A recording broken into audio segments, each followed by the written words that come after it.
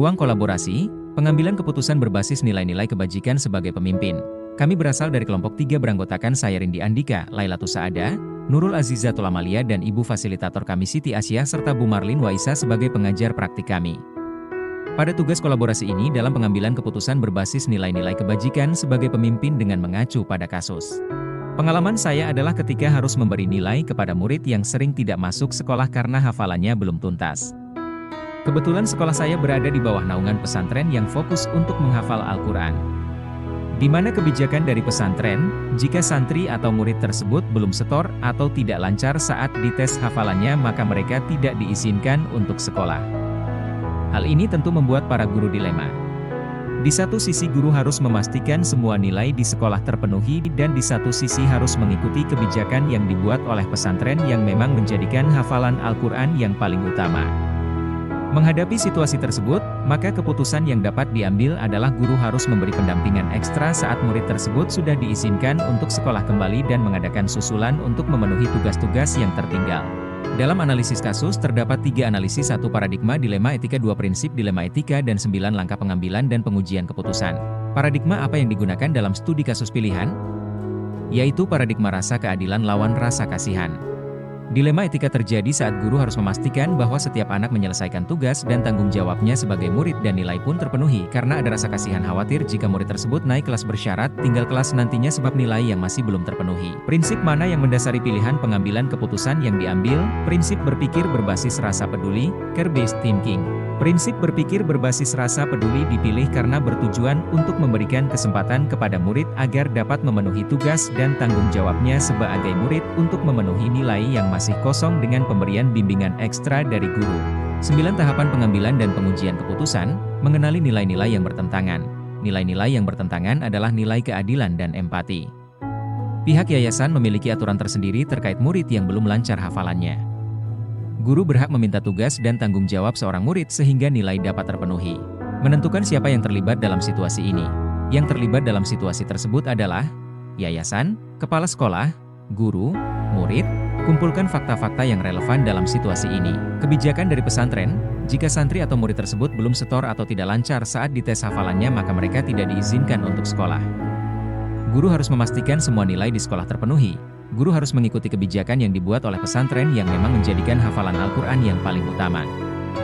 Guru harus memberi pendampingan ekstra saat murid tersebut sudah diizinkan untuk sekolah kembali dan mengadakan susulan untuk memenuhi tugas-tugas yang tertinggal. Pengujian benar salah, uji legal. Uji legal, apakah ada aspek pelanggaran hukum dalam situasi tersebut? Tidak ada pelanggaran hukum dalam situasi tersebut sehingga termasuk ke dalam dilema etika. Pengujian benar salah, uji regulasi. Apakah ada pelanggaran peraturan kode etik profesi dalam kasus tersebut? Tidak ada pelanggaran kode etik profesi dalam kasus ini. Pengujian benar salah, uji intuisi. Uji intuisi, berdasarkan perasaan dan intuisi Anda, apakah ada yang salah dalam situasi ini? Berdasarkan perasaan dan intuisi kami, tidak ada yang salah, semuanya benar. Pihak yayasan pengasuh pondok pesantren belum memberikan izin kepada murid yang belum lancar hafalan Al-Qurannya. Sehingga guru memberikan pendampingan ekstra ketika murid tersebut masuk kembali ke sekolah. Pengujian benar salah, uji publikasi. Uji publikasi, apa yang Anda rasakan bila keputusan Anda dipublikasikan di media cetak elektronik maupun viral di media sosial? Apakah Anda merasa nyaman? Kami merasa nyaman.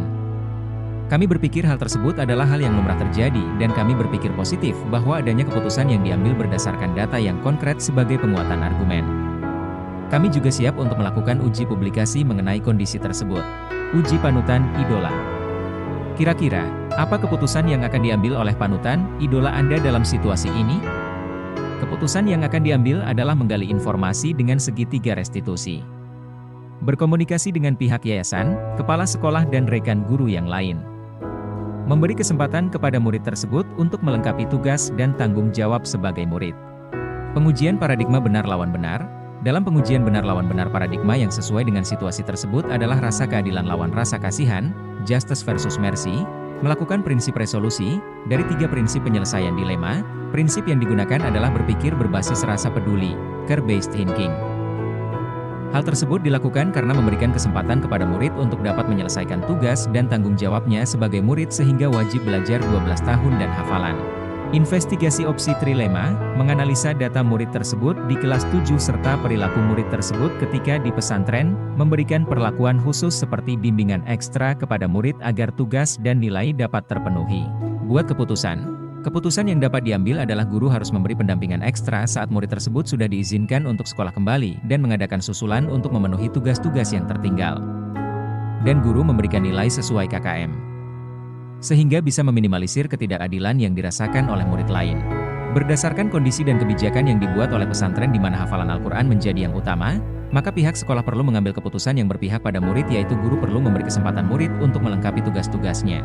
Sehingga murid tersebut pun mendapatkan haknya sebagai pelajar dan sebagai santri, yaitu menghafal Al-Quran.